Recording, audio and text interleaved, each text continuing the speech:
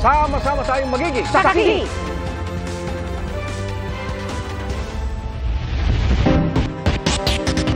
Bago sa saksi, dalawang warehouse sa Bulacan na may ibebenta umanong hindi rehistradong appliances ang sinalakay ng Department of Trade and Industry.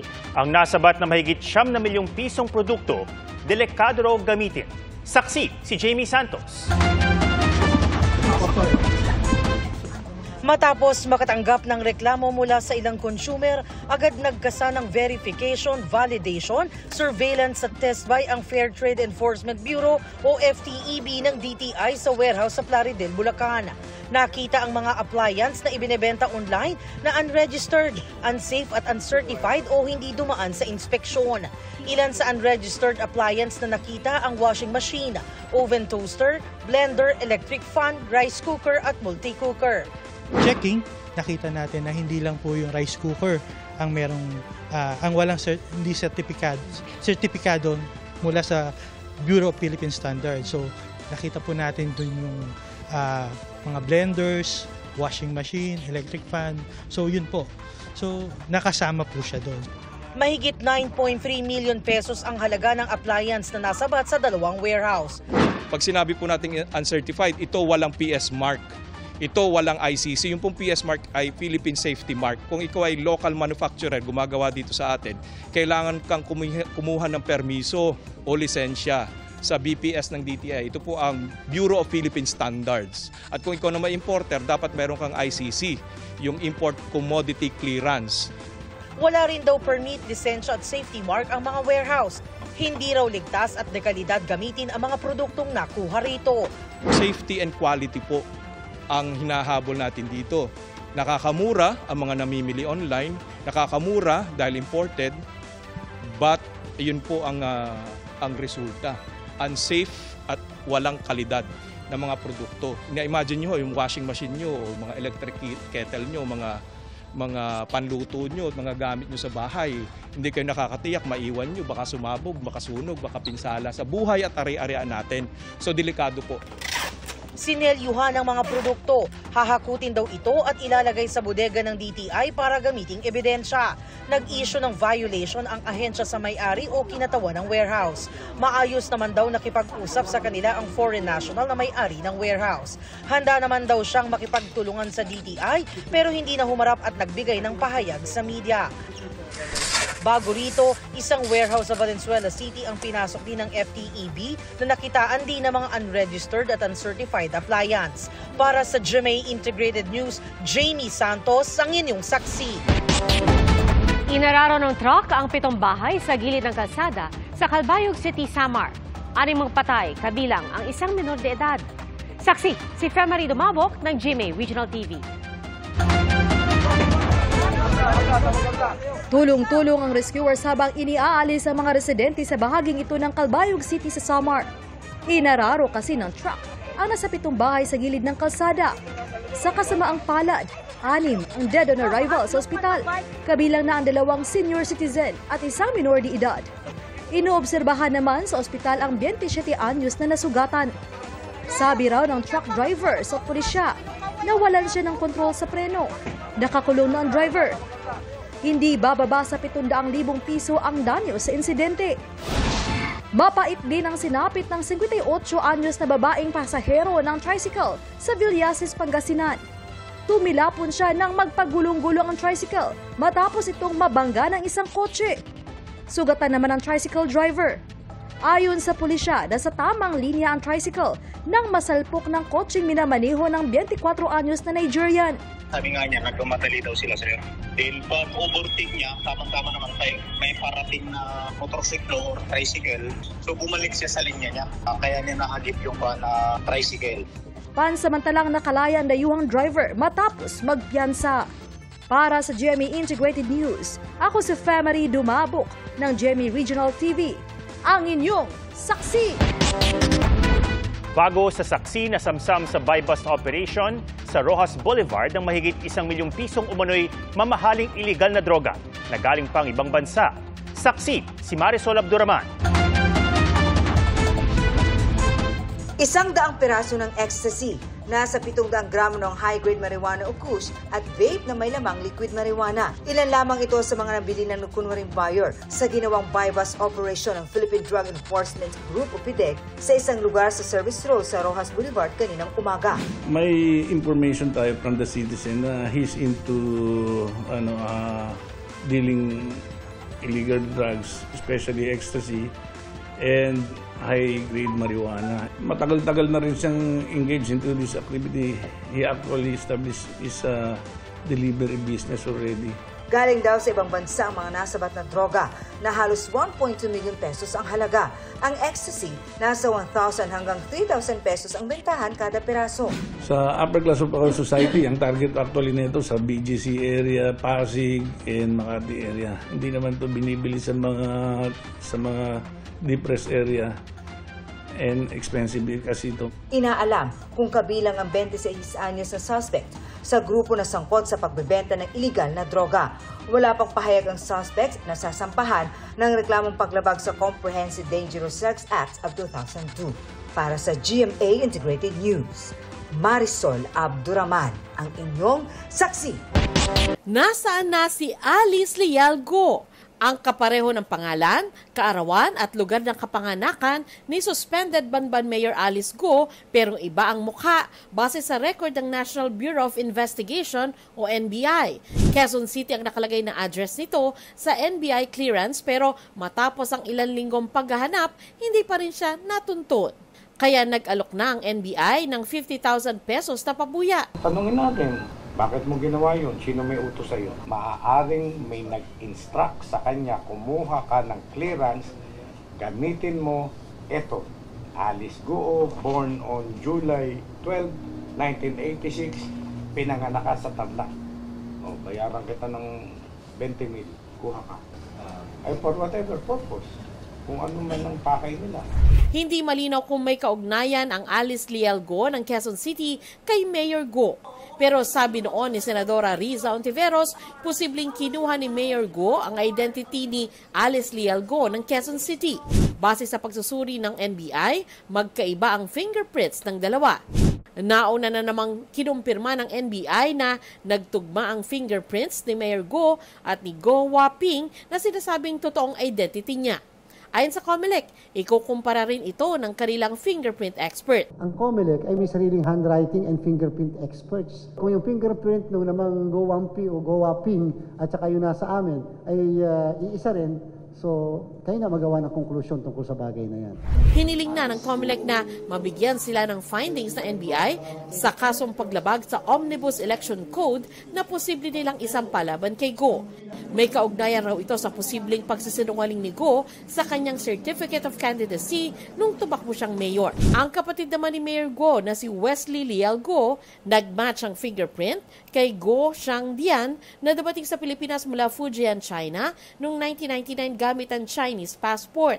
Base yan sa pagsusuri ng NBI ayon kay Senador Win Gatchalian. Pagpapakita lang daw ito na inabuso ng pamilya Go ang late registration process para palabasin na sila ay Pilipino. Ayon sa abogado ni Mayor Go, hindi pa opisyal na ipapaalam sa kanila ang fingerprint findings ng NBI. Aalamin pa raw niya sa kanyang kliyente ang reaksyon dito. Pero sakaling may magsampa ng kaso kaugnay niyan, susuriin nilang maigi kung totoo ang naturang mga dokumento. Para sa GMA Integrated News, ako si Sandra Aguinaldo, ang inyong saksi. Kumpirmadong mga biktima ng kidnapping ang bangkay ng isang Chinese at isang Chinese-American na natagpuan sa bangin sa Camarines Sur. Kasunod niya, nanawagan ng Chinese Embassy sa Pilipinas na protektahan ang mga Chinese national sa bansa. Saksi, si Chino Gaston. Nakabalot sa kumot ang dalawang bangkay ng lalaki nang ma-retrieve mula sa bangin sa barangay Patitinan, Sangay, Camarines Sur noong June 24. Di pa malinaw noon ang kanilang pagkakakilanlan, pero kalaunan lumabas sa investigasyon na mga biktima sila ng kidnapping. Chinese ang isa sa mga biktima habang Chinese-American naman ang isa pa. Batay sa autopsy, bukod sa mga pasa sa katawan, walang nakitang malalang sugat o tama ng bala ang mga biktima. Ayon sa pulisya, mga negosyante ang dalawa na kinumbida raw ng mga kapwa Chinese rito sa Pilipinas para sa isang business venture. So, yun po ngayon yung direction po ng ating investigation dahil hinahanap po natin ngayon kung sino po yung supposedly kakatagpuin po nila nung sila ay dumating. Ayon sa PNP Anti-Kidnapping Group, June 20 dumating sa bansa ang dalawa at may sumundo raw sa kanila sa airport. Nakausap pa raw noon ng isa sa mga biktima ang kanyang asawa sa telepono. Pero pagsapit ng hapon, hindi na raw siya makontak. Kinabukasan may tumawag na sa kaanak ng mga biktima at nanghihingi ng 5 million yuan o katumbas ng 40 million pesos na ransom.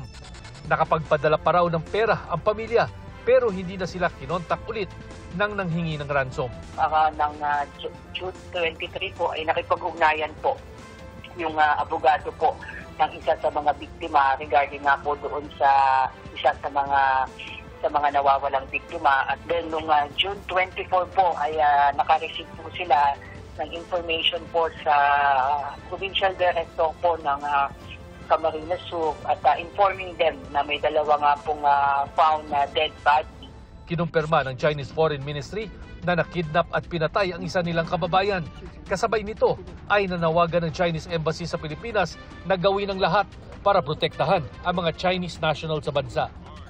Sabi ng Presidential Anti-Organized Crime Commission na pagkasunduan sa pulong ni na Executive Secretary Lucas Bersamin at Chinese Ambassador Huang Xilian na palakasin ang laban kontra transnational crime.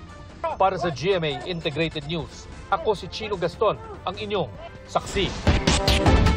Nag-walkout si Senadora Nancy Binay matapos ang mainit nilang pagtatalo ni Senador Alan Peter Cayetano. Sa gitna po yan ang pagdinig ng Senado sa sinasabing 23 billion pesos na halaga ng new Senate building. Saksi, si Mav Gonzales. Unang araw pa lang ng pagdinig ukol sa ipinapatayong new Senate building, nagkainitan na sina Senate Committee on Accounts Chairperson Senador Alan Peter Cayetano at ang pinalitan niyang chair na si Senador Nancy Binay. Ayon kasi kay Binay, walang basihan ang binanggit na 23 billion pesos noon ni Senate President Cheese Escudero bilang kabuoang halaga ng new Senate building. Ginugulo mo yung hearing wala namang kailangan magulo. Yan ang sinabit sa akin. So kung sasabihin mo mali, edi ano yung tamang number? Yan po ang sinabit sa akin. Diba, ang pinag-uusapan natin ngayon, yung side ng DPWH. Yes, and to me first, Senator Nancy, I'm still the chair. No, ang problema sa iyo, you keep going around. Nagkita pa tayo sa party, may cellphone, hindi mo raw kami kinakausap, tapos manggugulo ka ngayon sa hearing. Because he total, ayan yung 23 billion, ayan ang 20. Tinanong din ni Cayetano si Binay sa 600 million pesos na landscaping para sa new Senate building. Dapat ang mag-explain yan ay DPWH because at the moment nga, wala pa yan dahil nandun pa nga kami sa point na pinag-uusapan namin. Bakit wala pa March 2023 yung sulat sa'yo? Natanggal naman kayo last month lang So isang taon hindi rin gumalaw during your term tapos sasabihin nyo yung delay na sa amin. Ang sulat sa iyo, March 20, 2023. Because, Mr. Chairman, we're in the process of reviewing everything. So, kung gusto niyo tumulong sa review, you're welcome. Kung gusto mo magdebate, doon tayo sa labas. Hanggang sa naungkat na ang isyu ng mga Binay sa Makati at mga Cayetano sa Taguig. Invento ka baka naman ito yung Makati, Taguig.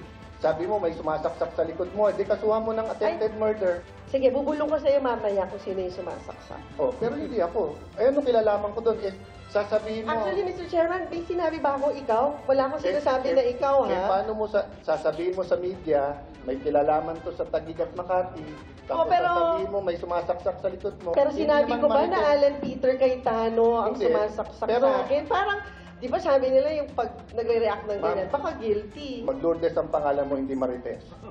Nakakahiyan. Si Senador Robin Padilla, sinubukang mamagitan sa dalawa. Pwede po ba i-move na lang po natin po suspend? Paliwanag ni Cayetano, galing mismo sa Senate Coordinating Staff ng mga tauhan dati ni Binay ang halagang 21.7 billion pesos para sa new Senate building.